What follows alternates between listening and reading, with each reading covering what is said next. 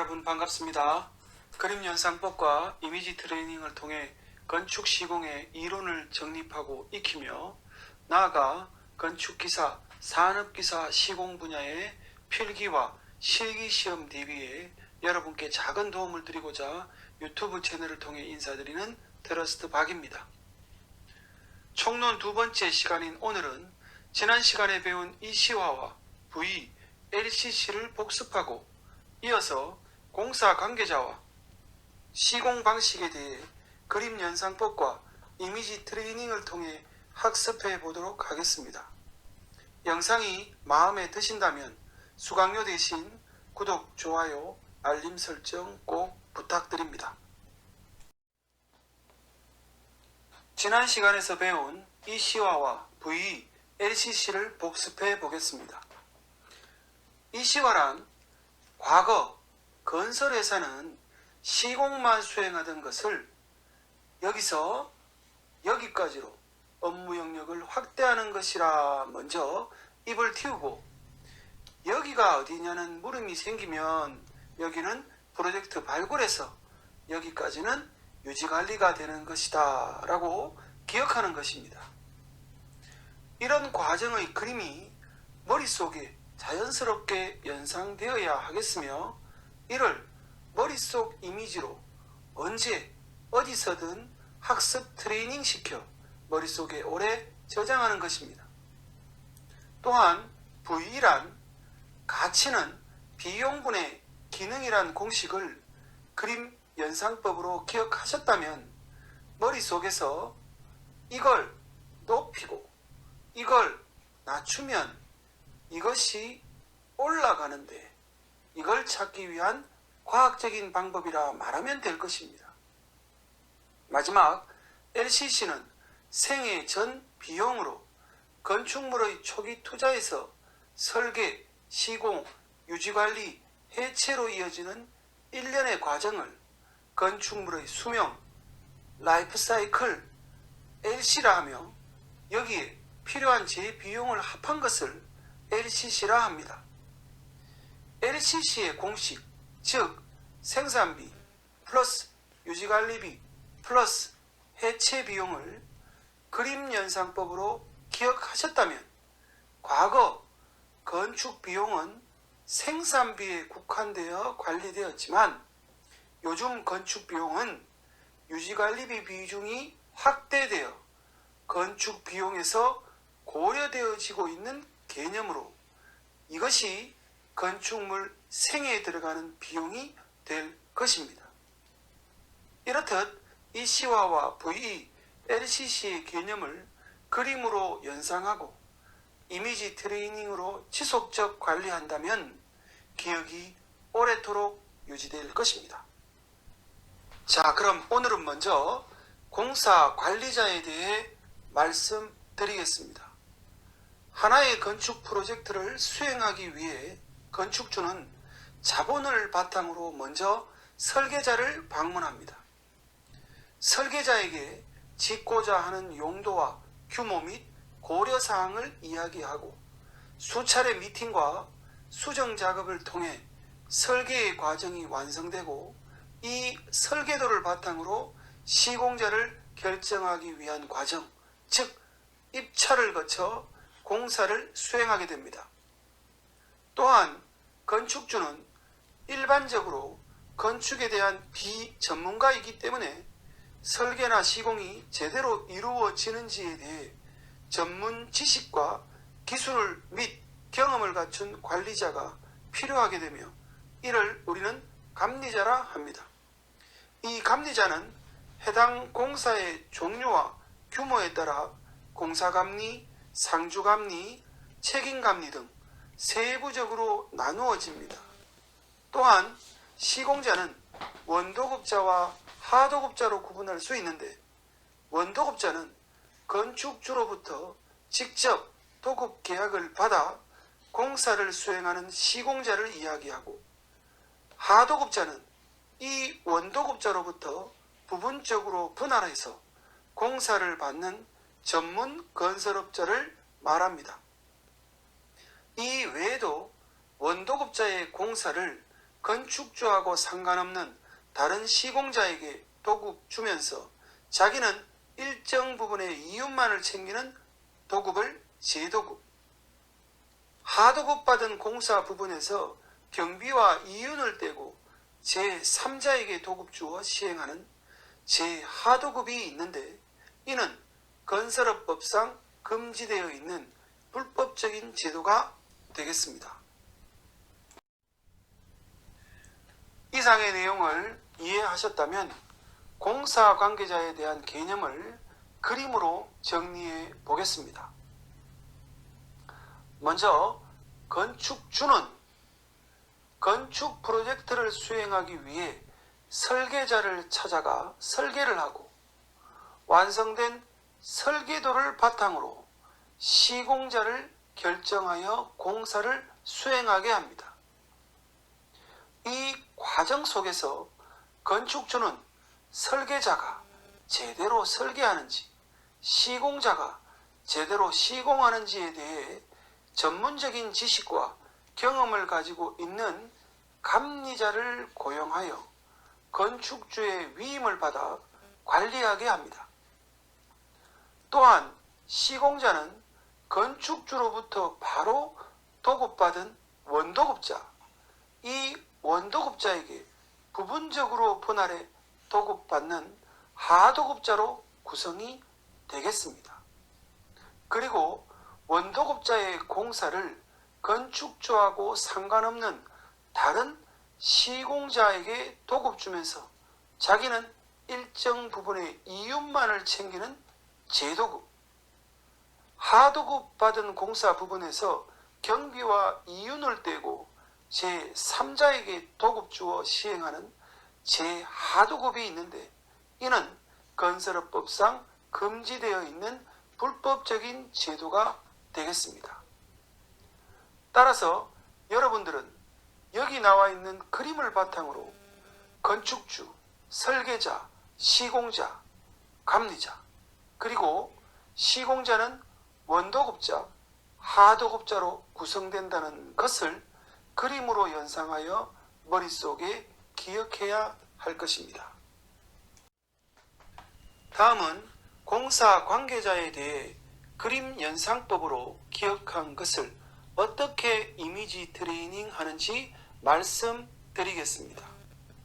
먼저 머릿속에 앞에서 설명한 내용을 떠올리며 그림의 틀에 하나씩 채워 넣을 겁니다. 건물을 짓기 위해서는 자본이 있는 건축주가 있어야 됩니다. 건축주는 맨 먼저 누굴 찾아갑니까? 설계자를 찾아가겠죠. 설계가 완성되면 시공자를 선정하고 시공하겠죠. 건축주는 비전문가이기 때문에 제대로 설계하고 시공했는지를 전문 지식을 갖춘 감리자를 통해 업무 수행하게 됩니다. 이 시공자는 건축주로부터 바로 도급받는 원도급자, 원도급자로부터 부분적으로 분할해서 도급받는 하도급자로 구분할 수 있겠습니다.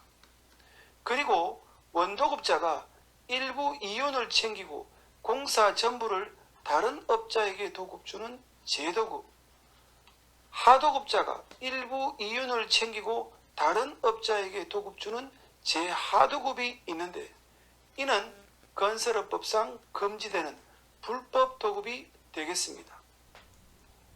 그래서 여러분들은 머릿속에 이러한 틀을 바탕으로 건축주, 설계자, 시공자, 감리자, 원도급자, 하도급자가 들어간다라는 것을 머릿속에 그림으로 기억하고 이를 언제 어디서든 이미지 트레이닝 하여야 되겠습니다. 그리고 공사 관계자 중에서 통상 현장 대리인, 현장 소장이라고 부르는 사람을 공사 관리자라고 하며, 이 공사 관리자의 정의는 공사 현장에 관한 일체의 사항을 처리하는 권한을 가진 자, 그래서 현장에서 최고 높은 사람, 즉 최고 결정권자라 보시면 되겠습니다. 이 사람이 책임지고 수행해야 되는 업무는 바로 공사 계약서에 입각해서 그 계약서 내용을 이행해야 되고, 그리고 설계도서에 맞게 시공해야 되는 책임이 있습니다. 그리고 공사 과정에서 발생하는 여러 가지 민원을 처리해야 하는 책임과 공사 과정 속에 발생할 수 있는 부실 시공을 방지할 책임을 갖게 되는 공사 관리자가 되겠습니다. 총론 5번째, 공사 시공 방식에 대해 말씀드리겠습니다. 먼저 자기 집을 자기가 짓는 직영공사와 자기 집을 다른 사람에게 지어달라고 하는 도급공사로 크게 구분할 수 있고, 이 도급공사는 공사를 어떻게 실시할 것이냐와 공사비를 어떻게 지불할 것이냐에 따라 공사 실시 방식과 공사비 지불 방식으로 나누어집니다. 공사 실시 방식에는 공사를 한 업체에게 모두 도급주는 일식도급, 공사를 구역이나 공종별로 나누어 도급주는 분할도급, 2개 이상의 회사가 일시적으로 한 회사의 입장에서 입찰에 참가해 공사를 도급받는 공동도급으로 구분됩니다. 공사비 지불 방식에는 공사 착수 전에 도급 금액을 미리 확정하고 공사를 실시하여 공사비를 지불하는 정액도급, 공사가 급하여 빨리 착공하여야 할 경우 각 공사별 단가만 정하고 공사에 착수하여 공사가 완료되면 단가에 공사 물량을 적용하여 공사비를 지불하는 단가도급, 실제 공사에 투입되는 비용, 즉 실비는 얼마가 들어가든지 간에 다 정산하고 공사관리에 소요되는 보수는 실비에 가산해서 지급하는 실비정산 보수가산도급으로 구분합니다. 이러한 공사 시공 방식을 아래에 나와 있는 그림을 통해 여러분 머릿속에 저장할 것입니다. 먼저 공사 시공 방식은 직영 방식과 도급 공사로 크게 나누고, 도급 공사는 공사를 어떻게 실시할 것이냐와 공사비를 어떻게 지불할 것이냐에 따라 공사 실시 방식과 공사비 지불 방식으로 구분됩니다. 또한 공사 실시 방식은 일식, 분할, 공동도급으로, 공사비 지불 방식은 정액, 단가, 실비정산, 보수가산도급으로 구분됩니다. 이것을 머릿속의 그림에 쓰고 지우고를 반복하여 트레이닝하여야 하겠습니다.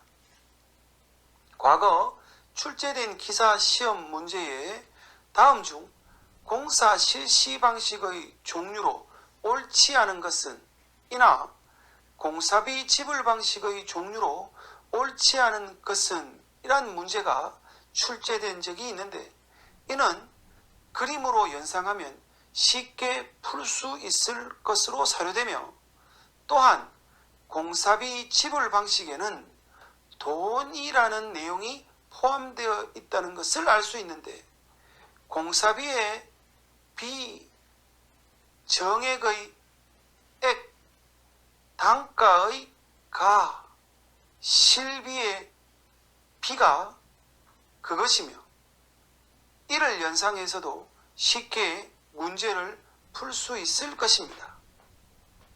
머릿속에 꼭 그림이 연상되도록 노력해 주시기 바랍니다. 앞에서 살펴본 시공 방식에 대해 그림 연상법으로 기억한 것을 이미지 트레이닝으로 복습해 보도록 하겠습니다.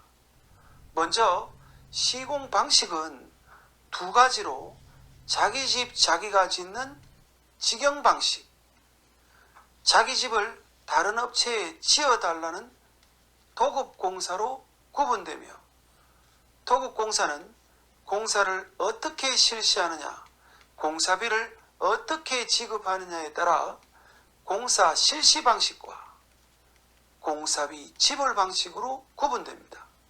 또한 공사 실시 방식은 한 업체의 공사를 모두 도급하는 일식도급, 각각의 구역이나 공종별로 나누어 도급하는 분할도급, 2개 이상의 회사가 일시적으로 한 회사가 된 상황에서 공사를 수행하는 공동도급으로 구분되고, 공사비 지불 방식은 공사 착수 전에 도급 금액을 미리 확정하고 공사를 실시하는 정액도급, 각 공사별 단가만 정하고 공사에 착수하는 단가도급, 실비는 정산하고 그에 따른 보수는 가산에 지급하는 실비정산 보수가산도급으로 구분됩니다. 이렇게 여러분 머릿속에 그림으로 틀을 만들고 하나씩 채우고 또 하나씩 지우고 또 하나씩 채우는 방식을 반복하면서 이미지 트레이닝을 수행하면 되겠습니다. 오늘 마지막으로 학습한 내용과 관련된 문제를 한번 살펴보겠습니다. 문제: 긴급공사나 설계 변경으로 수량 변동이 심할 경우에 많이 채택되는 도급 방식은 2020년 8월 출제된 문제입니다. 이 문제는 각 도급의 정의를 먼저 파악해야 하는 것으로, 정액도급은 공사비를 확정하고 공사하는 것, 단가도급은 단가만 정하고 공사에 들어가는 것, 실비정산 보수가산도급은 실비는 정산하고 그에 따른 보수는 가산해 주는 것, 마지막 분할도급은 구역이나 공종별로 나누어 공사하는 것입니다. 긴급공사나 설계 변경 수량이 심하다는 말은 빨리 착공을 해야 하는 경우나 설계 도서가 완벽하지 않다는 것으로 재해석되는 경우로서 공사비를 확정하고 공사를 수행하기가 힘든 경우가 될 것입니다. 예를 든다면 교통량이 많은 곳에 도로가 파손이 되었을 경우 긴급하게 도로를 보수해야 하는데 공사비를 확정하고 공사를 수행할 여유가 당연히 없겠죠. 이럴 경우 단가만 급히 정하고 공사에 착수해 완료 후 정산하는 단가 도급이 가장 합리적인 도급 방식이 될 것입니다. 이해되십니까?